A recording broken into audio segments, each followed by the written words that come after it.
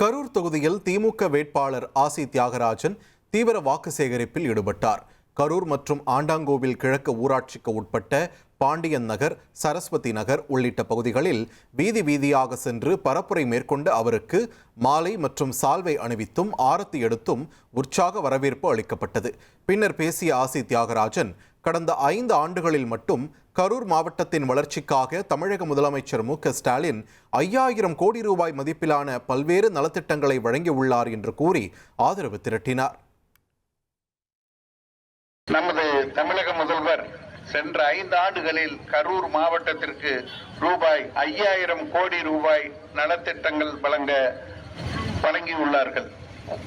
அத்துணை நலத்திட்டங்களையும் கரூர் மாவட்ட மக்களுக்கு பிரத்யேகமாக ஒவ்வொரு பகுதிக்கும் அவரே நேரில் சென்று என்னென்ன தேவைகள், ஒன்று தார் சாலை, சிமெண்ட் சாலை, மின்விளக்கு, கழிப்பிட வசதி, சமுதாய கூடம், இது போன்ற எண்ணற்ற திட்டங்களை நமக்கு செயல்படுத்தி காட்டிய செயல் வீரர்.